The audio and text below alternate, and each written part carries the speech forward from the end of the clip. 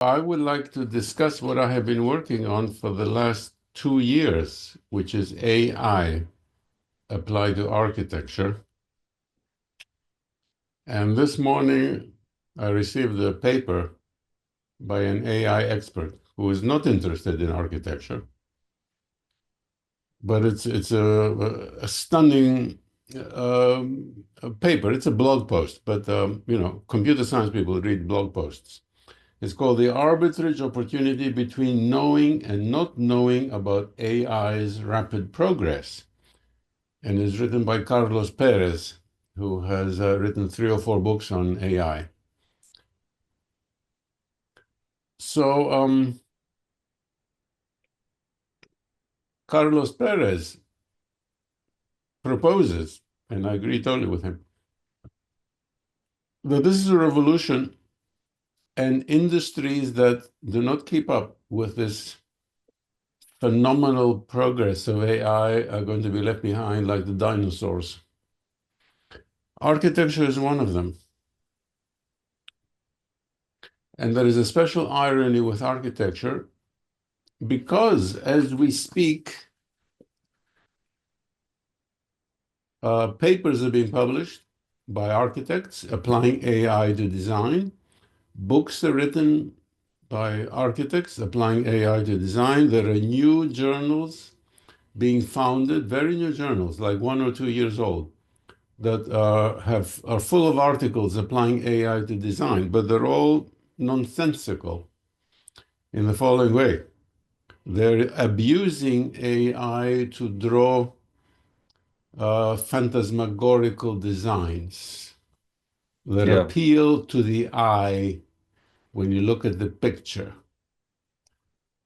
That's And not it's the way AI has to be applied.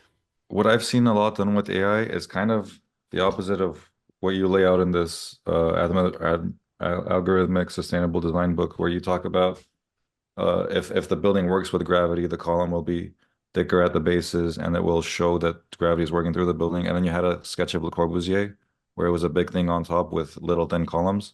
And you were saying this is defying gravity. And a lot of what I've seen people do with AI, architects do with AI, is they do all these big crazy boxes like floating in the air on little columns. And they do a lot of metallic, shiny, and they're experimenting with the same aesthetic being used in contemporary architecture, pushing it further.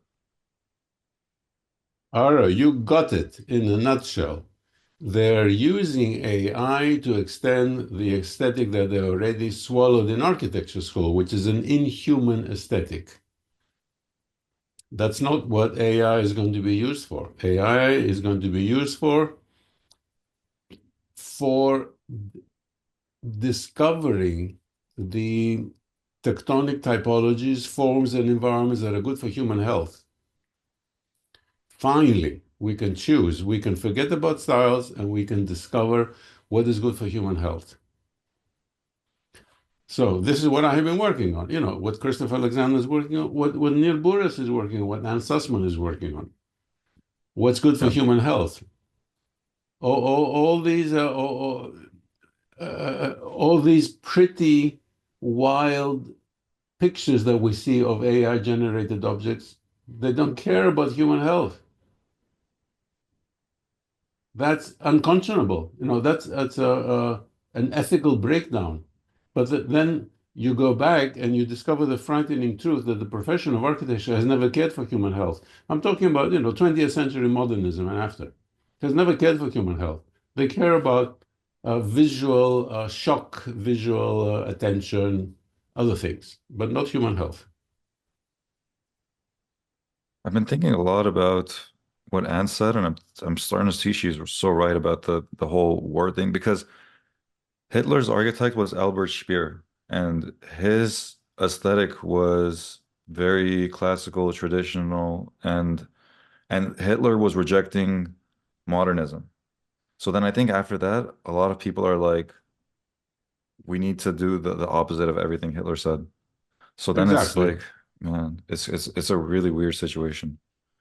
Well, people are abusing Hitler's personal tastes in order to attack what they don't like for prejudice reasons. Okay, if you don't like something, you declare a war on it. So the architectural establishment, starting from the 1950s, wanted to attack traditional vernacular architecture using any argument they could find. So they found that, Hitler didn't like Hitler didn't like modernist architecture. So, they're taking this and they're beating architects over the head with it. They would have found something else. This is not a reason that makes any sense. However, to go into the details of this, when you go into the details, you see it's actually wrong because Leon Krier wrote an actual book on Albert Speer's architecture. He was the only one of our contemporaries brave enough to actually analyze the buildings. And it turns out that Albert Speer was not a good classical architect. He was an architect of power. He was drawn to power. So he took the classical form language, the one that Neil Buras uses to make beautiful buildings, and he stretched it to make it overwhelming and totalitarian and to express power. Wow. So nobody That's nobody true. no, nobody sees that because nobody looks at Albert Yeah, Speer is on the blacklist, and rightly so. Nobody looks at the buildings, but you look at the buildings very carefully. You see that, you glance at it. You say it's a classical building, but no, you look at it very carefully with a human figure. There are wow. photos, people That's in the true. building, and you see it's It, totally oversized. It's yeah, oversized. It's that's so meant true. to just intimidate you. It's not classical. It's meant to intimidate you. So this is a total misunderstanding, and it's a deliberate misunderstanding by the enemies of traditional architecture. I heard someone make the point where someone said, "Oh, the argument you're making, Hitler did something similar," and then this guy said, "Well, did Hitler use toilet paper? Because I use toilet paper." And I thought that was really good because, like, we're man, but yeah, that's true. Albert Speer's buildings, when you look at them in their entirety, they do have just repeating vertical elements without much detail, and it's just repeating relentless grid. Um, it doesn't have that articulation, that the fractal elements that Neil Boris was talking about, and you talk about.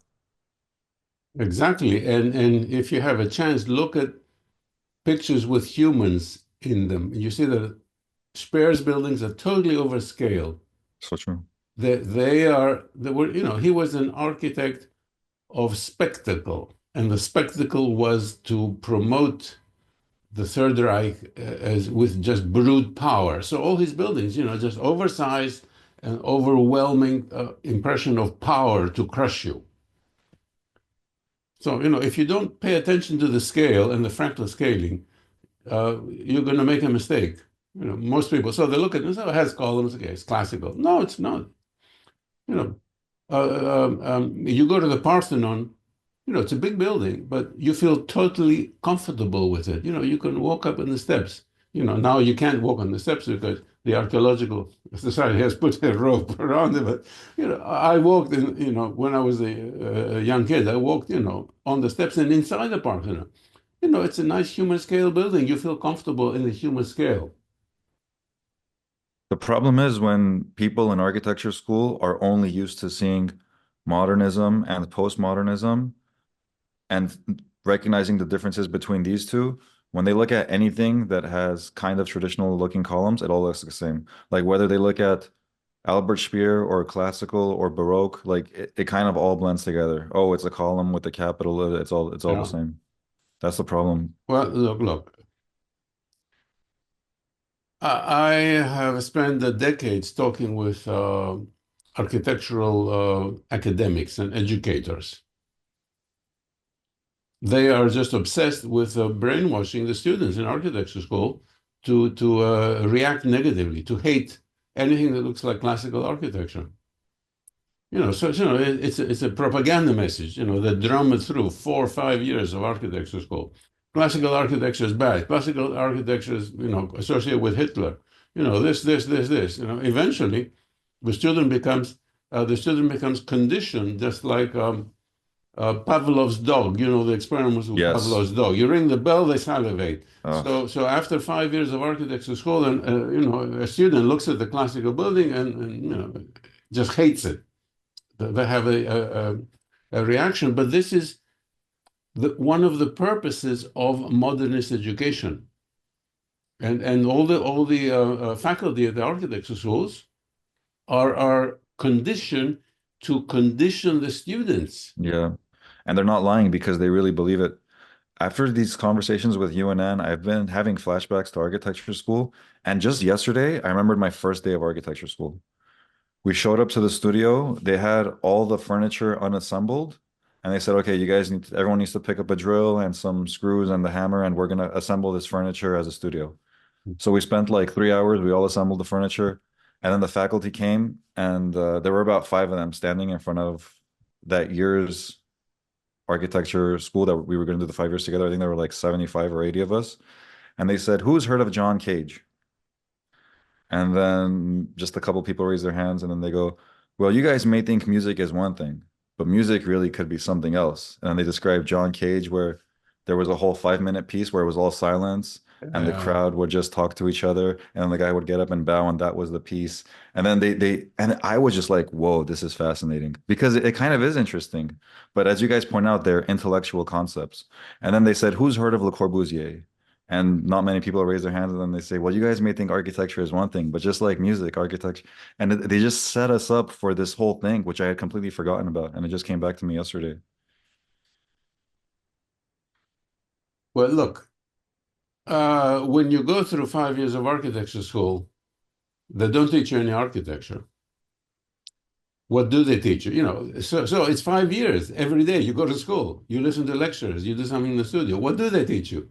They teach you propaganda. They have to teach you something, okay? And you think you have learned something, but you have been just brainwashed with propaganda. They don't teach you architecture.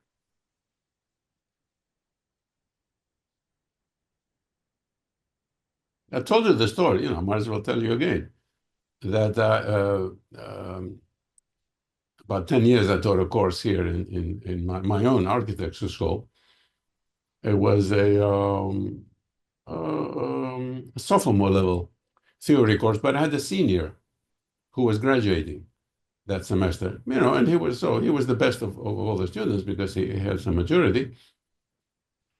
And about the middle of the semester, he suddenly realized, and he had a fight with the other architecture professors because he said, I finally realized that you have been teaching us the same old nonsense. It's not architecture. And here I come to, Nikos's course and I learn architecture and I'm just about to graduate.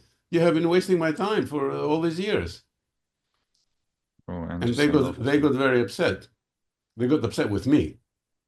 This student graduated, went on to do a PhD, very successful, but they got upset with me.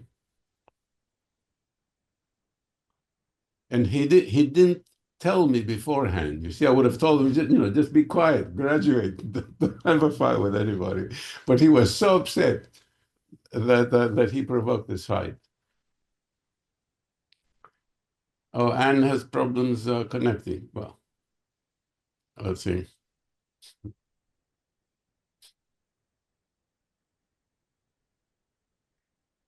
So I So, meet I meet young architects. Okay, so I'm invited to lecture all over the world. I meet young architects who have just graduated, and they're totally ignorant of architecture. What have they been learning all these years? They have graduated with a degree, and they don't know any architecture.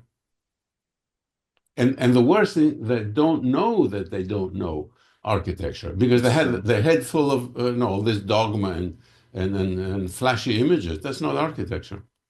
They know a lot of different software and some theory and history of 20th century architecture.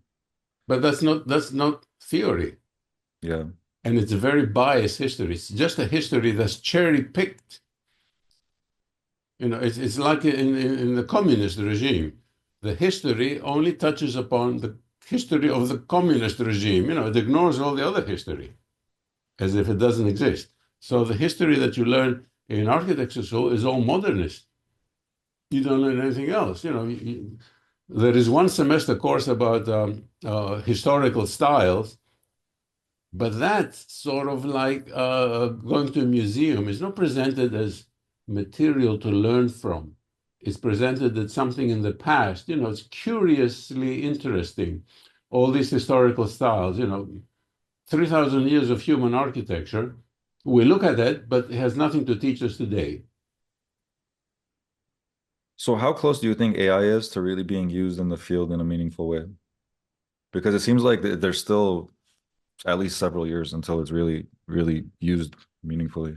I believe that the revolution is occurring as we speak with my publications and other people who think like me.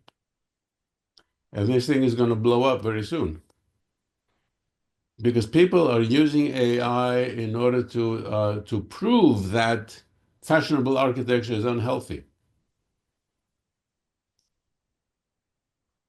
But I think people are also going to use AI to prove the opposite. You cannot undo science. You can use AI for brainwashing purposes, sure, but you cannot undo science because science tells you one thing. It does not tell you the opposite. Hmm. I listen to a lot of medical doctors and I see, and I'm very curious about diet. And I see very intelligent medical doctors on one side saying the carnivore diet is the way to go, it is the ideal human diet. And I see very intelligent medical doctors saying, no, vegan really provides, if you have a plant-based diet, it really provides the ideal diet for the human. And I see people in between saying paleo is the way to go, saying no, keto with some cruciferous vegetables and some fatty meats is the way. And it's like there's no consensus. They debate this over and over for hours and hours.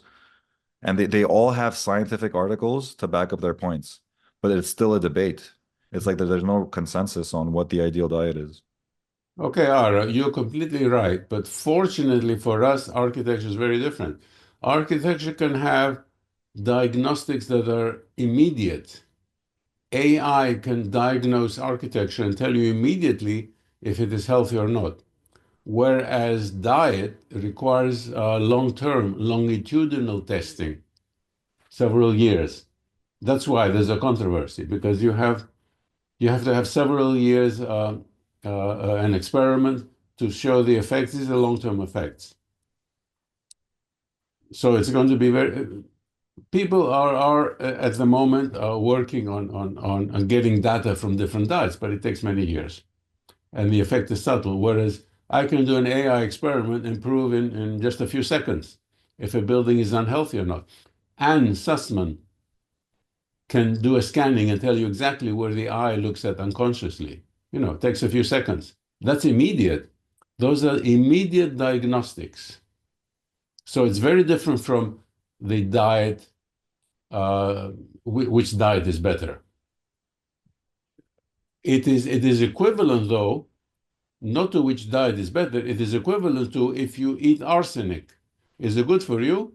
You're going to die in 1 minute. That's how bad some architecture is. A deconstructivist building is like eating arsenic.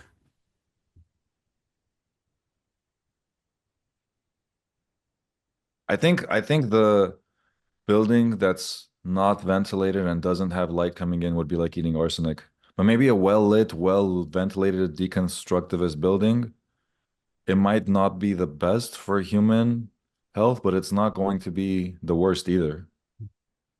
Okay, It'll, let's discuss this. The components of health in architecture are many. You mentioned several of them: natural sunlight, ventilation, and other things. These are measurable through different instruments. You can measure them. What I'm talking about, and what Anne Sussman is talking about, is the visual influence of the geometry, and that's totally separate. So you can have a deconstructivist building that makes you feel terrible and anxious, but has nice light and is well ventilated. You see, you have these separate components that contribute to human health. Most of the medical literature does not measure the geometry and the visual effect. They measure the chemical pollution of the air inside the building. They measure the light level, which affects the human brain, affects the circadian cycles, et cetera, vitamin D production. So they look at these things that are easy to measure, but up until now, it has been almost impossible to measure the effects of the geometry on the human body. And that's what Anne and I are doing, and a few other people. And this is what AI is contributing to, measuring the effects of the geometry on the human body. So I really think eye tracking, when it catches on, when more people are aware of it, it will take off. And I just have a feeling that eye tracking will be used to say that a shiny steel and glass box performs well with eye tracking. Yes, but you have seen Anne's I've seen it, yeah, pictures. It shows the opposite. It shows that the shiny steel and glass box is useless. You've seen the pictures. You cannot twist this data to say the opposite. but there have been a few pictures taken under particular lighting of particular buildings. I'm sure there can be other situations where it does reveal a different result. It doesn't go. I mean, you can rig it, you can find a totally reflective building and then reflect something on it and do the eye tracking of the reflection, which is not the building, but it's the image reflecting on the building. Okay, so there are some skyscrapers that have a dark glass, curtain wall glass, and if you wait for the right time and the right conditions, you can see the clouds reflected on the curtain wall. And then you take an eye tracking of the clouds, and it looks nice because you are eye tracking not the building but the clouds. So that's really, really artificially rigging up everything. But people are not so stupid as to fall for that. And there will always be people who will say that architecture is an art, and you guys have no business bringing science into art. Like there's always going to be maybe like 20% of the field that's art because that it's already. I mean, it's like Peter Eisenman's point. That's the point that Peter Eisenman makes. He says that this is science envy. A lot of architects are envious of science, and they're finding reasons to bring science into this art form, and it shouldn't be done that way. But I mean, I don't want to criticize Peter, but Peter is defending his buildings. it's He's true. defending his career. I would do the same thing, but he has the losing argument. It's true. And I've been looking at it. I have Peter Eisenman's PhD dissertation, and I've been flipping through it. It's called the Formal Basis of Modern Architecture. Yeah, I've heard of it. I've never actually opened it. So it seems like his work since then, it's been building on top of what he started. And then whenever an argument comes that maybe would point him in a different direction, he will find new ways to shut down that argument because he's still developing his body of work that he's worked so hard on. It is normal for somebody to try to justify his life's work. But if his life's work does not lead to good buildings, what can you do? Yeah. Did you hear the talk with Nier? Yeah, Yeah, I was surprised he's not a fan of Christopher. no, he's not. But Nir is my friend, so we tolerate each other to have a difference of opinion on some things because Nir and I are fiercely promoting human scale architecture that's good for our health. So we agree on that. That's the basis point. Other things we can disagree on. And when you hear it's interesting because when you listen to architects that are promoting modernism and or postmodernism, also within them you see a lot of differences too. Like you'll see Peter Eisenman and Tom Main when they talk, they have a lot of disagreements, or like Daniel Libeskind and Herzog and De Moron. It's like you might look at big picture, like okay, there's people on one side and people on the other side, but then when you look at one side, there are a lot of disagreements within also. Here is Nir. Hello, Nir. Hello, how are you? We were just gossiping about you. I Ara hope said so. that you and I disagree a lot, and I told him that yes, we disagree on many things, but on the fundamental issue of human architecture, we are solidly joined. I think that we disagree on very little, actually. I disagree with you. I think we disagree on very little. And it's mostly a matter of terminology, actually. So, um, you can have different groups of people looking at the same thing using different language, looking at it in different ways. And so it sounds very different, but in fact, they're saying the same thing. It's like different languages, basically.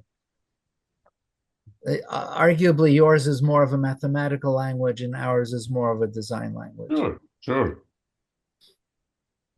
By the way, Ara and Nir, this morning I received proofs of an article that's co-authored by Nir, Michael Mahaffey, myself, and Vilmos Katona from Budapest, and it's a revised history of modernist architecture. And that's going to appear very soon. And it Cool, undoes all the nonsense about the beneficial effects of modernist architecture. It was just a power play by ruthless people, just spewing nonsense and propaganda. It is nicely written because it's an academic journal, but people who read it it will open their eyes because that's what that's the true history of 1st-century modernist architecture. I think it actually raises a really important question. Why weren't the traditionalists capable? By the way, where's Anne? She's not coming today? She had problems connecting. She tried to connect and she couldn't connect. So we don't know. I connected using the meeting ID. The other stuff was useless.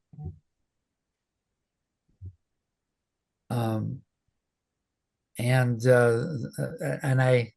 I've had real technical issues lately. Unbelievable. My computer conked out, so now I'm resetting the whole thing up, and it's taking days to reset the computer and make it work on Windows 11. Nir, we're not fascinated by your computer. You started to say something very important about our joint paper. That something. I think that it raises the question: why couldn't the classicists? Well, so I wander. Why couldn't the classicists? The important thing is to laugh. Why couldn't the classicists defend their positions? I don't know. That's an I open think that's a question. very important question. Yeah. Because still in the 1920s, you had some of the finest and best architecture being built into the 30s still.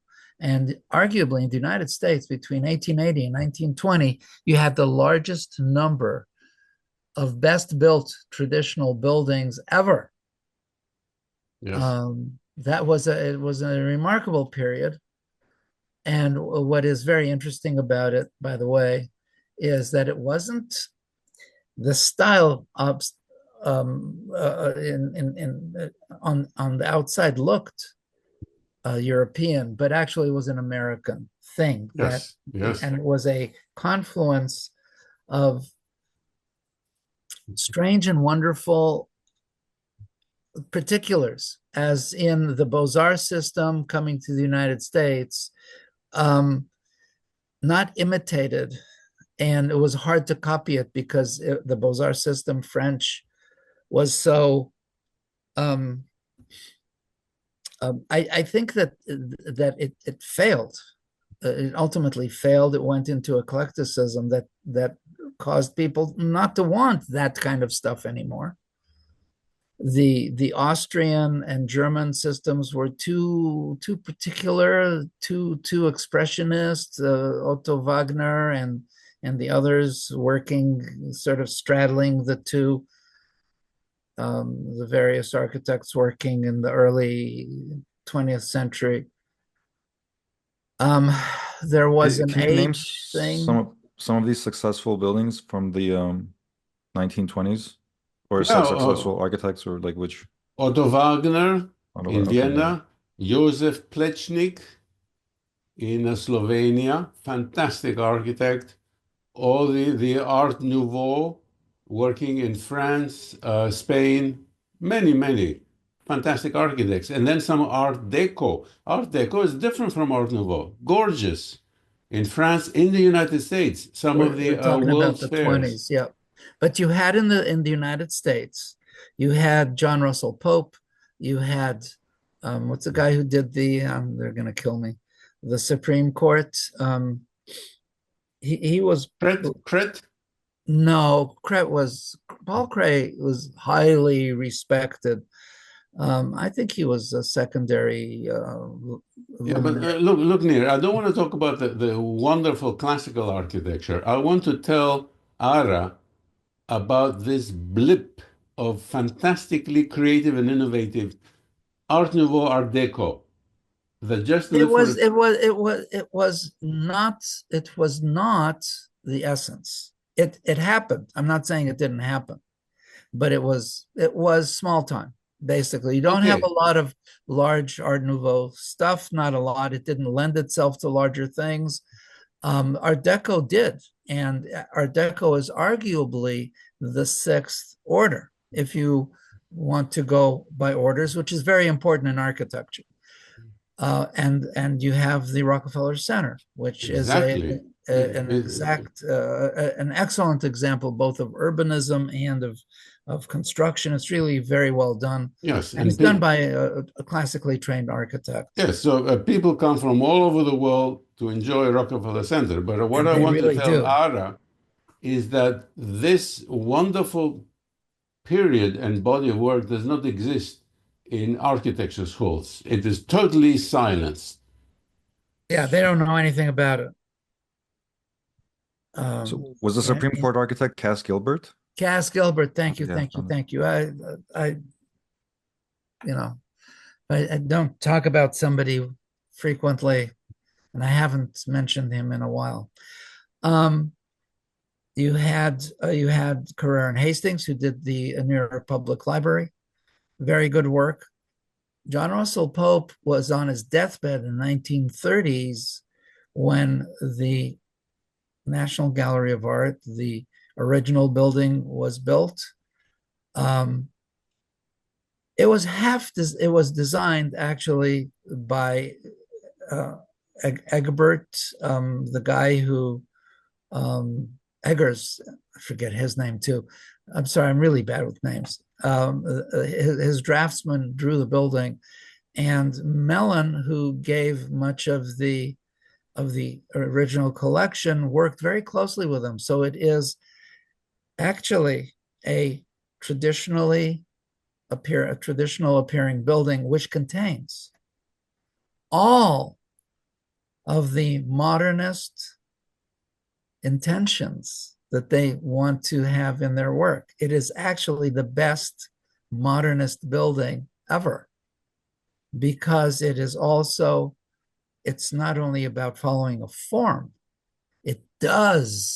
it's a dematerialization of walls. It's got sculpting with light. It has all to do with humans. It's a completely human scale. It is really the architecture of the people.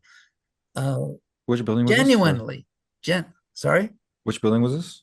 National Gallery of Art by John Russell Pope. Yeah, the original one, not the horrible one by I.M. Pei. The edition is terrible. It looks like a little bit like a suburban mall at best. The space, the best space, and as an exhibition space, it's extremely pathetic. It's basically dysfunctional. Yeah. And Nir, I want to steer you back to our paper. You were going to tell Ara why our paper is so important. So I think that it does tell you something of the process of how we got where we got. And I'm very proud to be part of it. And it's also, I think what is maybe a real important part of it is that it does bring the two languages. It's written in the language of design and the language of mathematics, so to speak, so that it does have it's a good overlap. It's like looking through the two colored lenses to give you 3D view. It's like looking through 3D glasses and give you more of a picture. Okay, So I'm going to play devil's advocate. Why did it take senior people like us in 2025 to finally write a truthful history of modernist architecture? I don't think that I don't think that, I think it's seminal. I don't think that it is the final story. I think that probably what's uh, the combination of what Curl wrote in Making Dystopia and the run through of architectural exercises since World War II that is covered in the Art of Classic Planning probably is a closer look at it sequentially and the trends and so on and so forth. I don't think that we got into all these the 1960s trends. We didn't mention them as trends. Yeah, no, it was the paper is long enough. Now, the second key question, why is the content of our paper a complete surprise to people in architecture school? Yeah. Well, there it is. And guess what? When the in 3 or 4 years, we'll also have some big surprises, or 3.5 years, we'll also have some big surprises. So, when information is withheld from people, and they wake up from the mist covering, this is a biblical term, after the creation, the mist covered the world, and people started doing nonsense. And then you had the Great Flood. So we are antediluvian here. And all we need is an ark. And I think the three of us are among the builders of such an ark. Okay, time for Ara to make statements and questions. Yeah, so when you guys were saying why did like modernism take off the way, I wonder if it was connected to like the artwork of Marcel Duchamp taking off and the music of John Cage taking off and all these things where it's just so shocking how different it is, where it is kind of fascinating when you're first introduced to it. And it's like, oh wow, this Marcel Duchamp thing, that's brilliant, that's interesting. Oh wow, this John Cage performance, that's really cool. And it's like that's the kind of thing we were introduced to the first day of architecture school. It was like, oh, look at this. You think this is art? No, this could be art. You think this is music? No, this. And then they're like, oh, you think that's architecture, but this could, like Corbusier could be architecture. And it's like they just set us up for this whole thing. And I ate it up because I was 17 You years didn't old know when I any started. better. Yeah. And Okay, it's so cool. And it's cool. the answer to that is that you hit the nail on the head, Ara, They because set Marcel it up. Duchamp is not an artist. He never produced any art. It's all garbage. It's all PR, public relations to get It's not money from PR, it's stupid people. pissoir. The pissoir is PR. And John Cage never wrote a note of music in his life. It's No, he did again, write one note. Have to give it to him. But the idea, I agree. The idea that any of that is music or art is really, it's a personal choice by people to indulge in these things. And you know where we see a lot of this? It's in parts of the world where the personal reality counts as if it's true. So you have in certain cultures people telling you that this is going on or this is what they're saying, and you have to politely accept it. But here you actually have groupthink, and the groupthink of the modernist movement, which operates like a cult, is based on a series of beliefs. And then we can ask you, what are those beliefs and what underpins those beliefs that anybody would choose to engage in them? I think that's kind of where this might be going, because you have your personal beliefs, Nikos. I have other personal beliefs, and I'm not talking about professional beliefs, because I don't think that whatever, when we're engaging professionally, our disagreements stem from a philosophical point that we don't necessarily share, but we don't have, we're looking at the same reality and we agree with regard to reality, despite that. So this idea that you are set up and then bullied into acceptance that John Cage is significant, and you know, whoever, you remember Albers made the painting that's all white, that was somebody else. Yeah, another confidence job. I think it's really wonderful that people engage in a century of this bullshit, but I think time's up. Maybe we need to grow up a little bit. It is actually, modernism is a fear-based, it's a fear-based Yes. discipline. And it's not even a discipline, it's a fear-based system of thinking. I'm not gonna. Exactly. Look, Ara, wisdom from near. It's fear-based because it's drummed into you. If you don't accept modernism, you're backward. You're going back to the old-fashioned way of doing things, which is inadequate and horrible. It's drummed into you. People are terrified. Yeah, it makes a lot of sense. It's like they kind of wanted us to reinvent the wheel. It's like, okay, we're starting from scratch. You have to make your own architectural language. That's kind of the type of thing they were telling us. But it's like this with the Doric order, Ionic order, Corinthian order. Like, it's been thought about over decades and centuries, millennia, whatever. It's like it's been really honed down. And then now for one architect in his lifetime to recreate a language, it's like we have something so amazing. It makes sense to study it and utilize it. Yes. And do you know why you need to be original? Do you know why you need to create your own style? No, it's just pushed on us in architecture school. Well, there's a reason for it. Let me see if I can find it. I'm going to look for romantic intentions here. Romantic. Yeah. Have I shared that with you? No, I don't think so. So while Near is looking for this, the person who stated the dogma of the Bauhaus is Walter Gropius. Start from zero. Erase everything in the past. Okay, you invent everything. Imagine doing that with medicine today. Forget, burn all the medical books and start experimenting. But he didn't come from nowhere. This thinking was going on since the 1880s in Germany. It was going on for a long time. He was second generation. There was this Scherbart. I don't know if you've heard of him. I'll put the name in the chat window. He was he was a disturbed fellow. All of these people were disturbed, mentally disturbed. Nobody wants to admit that.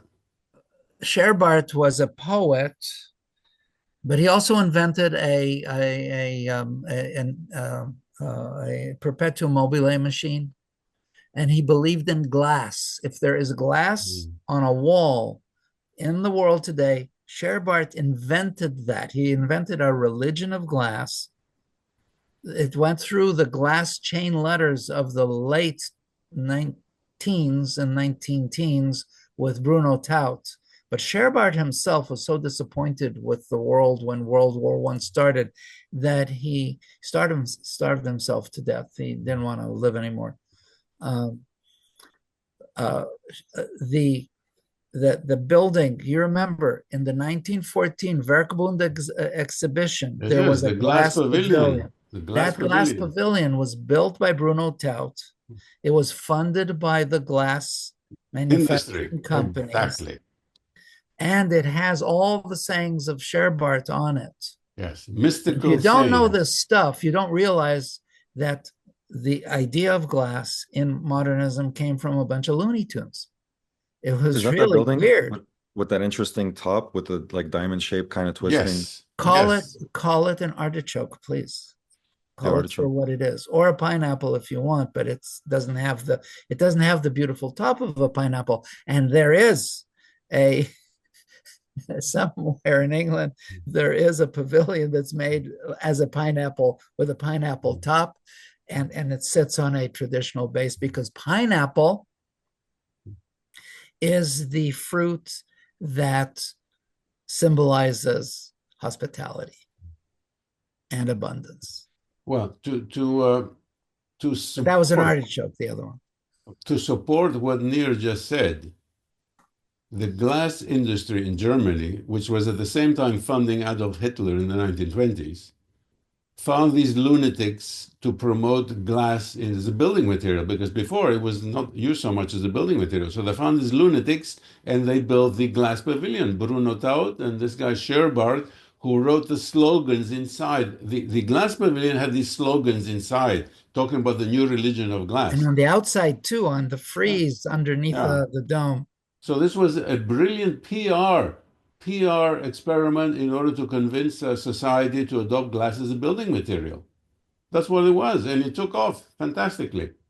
There was Well, you know also what's really interesting, the Fagus factory, which was also considered the first. the Crystal So Palace, right? Is that one or is that a different one? Crystal Palace That's was that a one. traditional building. It was Yeah. a greenhouse. It Yeah. was not a building. It was a greenhouse. It was a shed, a very large shed. And if you're really looking for glass for window walls, the first one was in Kansas City. You never heard of it. No. And the second one was in San Francisco, the Hallidie building. Mm. And the Hallidie building still stands. I don't know about the one in Kansas City. The Hallidie building still stands, and it's worth going to San Francisco to stand in front of it and look at it. Because if you ever do need to do a glass walled building, that's what it ought to look like. It's a classical building. Hallidie. Hallidie, Hall IDIE. IDIE. I found it. Oh, It's not bad. But what I wanted to share with you, yeah, that one. Yeah, that's lit up somehow. It doesn't have, it's a bad picture. You want to see it without those lights. What I do want to share with you is something that I went through in my PhD, which I think would be interesting for both of you. I was going to write a PhD on architecture. I went looking for philosophy of architecture, didn't find any except for this guy Schilling. I'm going to go back and look at what he wrote. I thought he was Looney Tunes also. He's one of these German dudes from the early 19th century, but knowing what I know now about neuroscience, I'm going to go look again to see what he did. Maybe he had some insight. I read all of the Modernist Manifestos, and they're full of bullshit. You know, it's like they are incomprehensible in spoken in a language. They're bad language, and they're incomprehensible. They're meaningless. including Saint Elia's manifesto? Sorry? Including Saint Elia's manifesto? All of them. Read it. Read it. Not like a believer. Read it. Saint Elia calls for the destruction of society and the replacement by these crazy totalitarian concepts. The destruction of art. It's totally crazy, nihilistic. Yeah. And Nietzsche, you know, the Germans really didn't do humanity any favors. Marx was, you know, a flat out idiot. He has like this worldview that is completely static. You got only one thing ever going, a class struggle. Okay. Big deal. And there's no recognition that there actually is something like life or a soul, let alone a multi-generational relationship among people. The people who defined modernism the best were those who argued either against it or for traditional design, most notably among them, and I bet you have his book, The Architecture of Humanism. Do you have that little book, Ara? The Architecture of Humanism? I don't know if I have that one. Whose book is that? Jeffrey Scott. No, I'll write it down. It's the single most popular architecture book ever. It's still being published, and it was from 1914. And he actually, believe it or not, and you need to understand the threads in this stuff. He's arguing against neo-medievalist critique of Baroque architecture. Now, we all know that Baroque is the highest level of architecture, period. That doesn't get better than that. And we know that there was Baroque in Roman times as well. It's simply another level of consciousness brought to light. That it would be neo-medievalists who would be anti-Baroque is because the neo-medievalists came with the hatred for all things classical that's embedded in the neo-medievalist point of view. Now, how did neo-medievalism connect with a political point of view? So let me explain. There are three types of ideas in the studio. The ideas that are conceptual, and they have no bearing whatsoever. May I please share?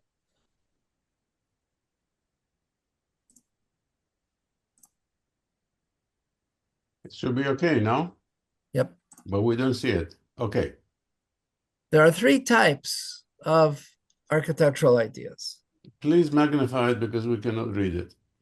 I wanted you to see that there are three kinds: conceptual, design, and stylistic. Oh, we wanted magnified. Yeah, good. Even more. The conceptual, I will in a moment. The conceptual intentions are ideas that we speak of in the studio, and I hold that the essence of architecture and urbanism is experiential, and that the studio discourse, the language of the studio should be the language of critique. Otherwise, you don't know what you're getting. And this is proven philosophically and mathematically through something called shape grammars. The conceptual intentions are things we talk about that have no bearing whatsoever on what something's going to look like. There's a literary intention that architecture would create emotions in people. That's flat out wrong. Architecture does not create emotions. All it does is, at the best, it gives you a feeling of something like safety or a feeling of good. But a feeling of good, and there are only two emotions out there in the world, actually. You have pleasure, you have good and evil. You have pleasure and pain. That's pretty much what happens. And the rest of it is derived from these. There's an ethical intention, as if it was ethical to not cover a building with a veneer. Don't put stone veneer in front of something. You need to see the bricks. That's honest. But ethical things have to do with folks, with people, with relationships. Yes. I don't know if you ever had a conversation with a sheet of glass or you ever shook hands with a brick, but I have not. There are political intentions, as if architecture represents politics, be it fascist or socialist, and it really falls apart on the socialist architecture. And that also includes religious intention. True Christian architecture. So have you ever heard of a guy called Pugin, Ara? It sounds familiar. I'm gonna look him up. Pugin. He's the guy who actually designed the Houses of Parliament, but his name is, he didn't sign the drawings because he was a fool, basically. He was a hyper neo-medievalist, and he called medieval architecture true Christian architecture. There's utopianism, which is basically about no place, which is counter-urban and counter-architecture, because all of architecture is about location. There's the idea of progress. And what the Romantics did was they took the idea of evolution, they pinned it on top of history, And as a result, there's progress in history, which is simply not true. Yes, correct. But they believe that there is progress. And progress means that the next thing made looks unlike the previous thing. And that's the reason they made you invent forms that you had never seen before. It's from an erroneous belief in what history is and what progress is. And then there's the economic intention, cheap but nice, will give you the same experience for less money. It works up to a point, but then it falls apart. You have beautiful, beautiful, very elegant, stripped classical buildings, but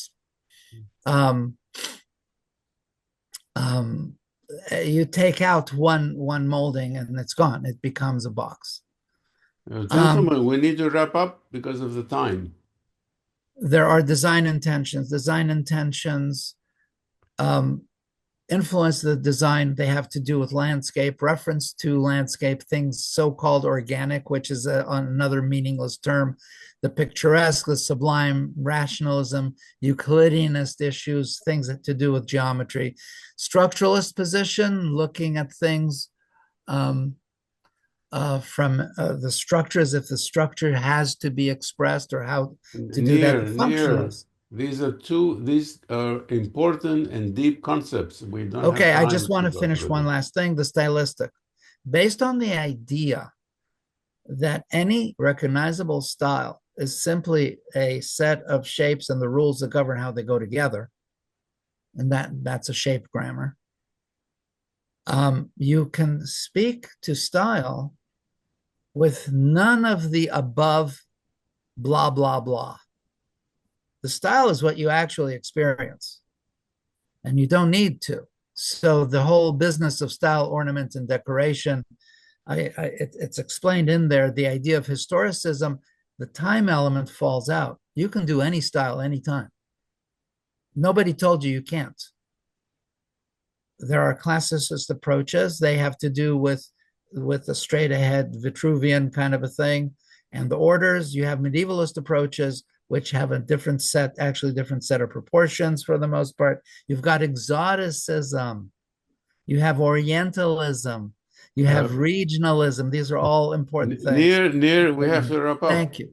But I want to now take something that Nir said. We architects can apply any style anytime as long as it's good for the users, for the inhabitants of the building. And you are an architecture school, we're told there are certain category of styles that you don't touch because they're out of fashion, they're bad, they're evil.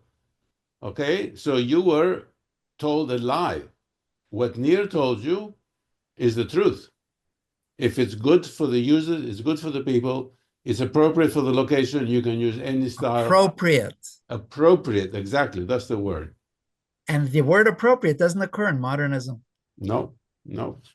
There was another crazy thing, which is every project starts with a massing model, but it's like a regular building is like stacked volumes, and that's you do stacked volumes, and then you can like a classical building, you extend out, and you could have the columns having a shaded area or whatever. But no, they were like the massing model already has to be interesting, so they wanted like a big thing on the top of the massing model sticking out, and the massing model from top view had to have an interesting geometry, and it's like that's not how the human experience is, and it's just, man, it's crazy. Look, Ara, we're out of time, but no, yeah, the modernist educational system, which you went through and which is still in dominance today, did everything wrong. There are so many mistakes. We can take one of 20 mistakes and devote hours to talking just one of the mistakes. So it's just an avalanche. Once you discover that it's just one mistake on top of another, we can never stop talking. But we have enough for today. Thank you, gentlemen, for participating. Looking forward to next week. Okay, ciao. Ciao. There are multiple ways to do things, and it seems like one particular way has taken off, and the balance is kind of lost. So hopefully conversations like this will get the balance to come back to a particular place where the architecture field feels comfortable talking about phenomenology and the human experience, and it doesn't all have to be conceptual. conceptualism doesn't have to be at the forefront of what is considered valuable in the field of architecture. It's okay to come from the human experience. It's okay to have a site visit. It's okay to think about the end user. Man, it's crazy. It might not be the most interesting sounding thing to say in a university auditorium, but the phenomenology, the experience, the actual condition on the site, the physical object you can touch matters at least as much as the conceptual underpinning of the project.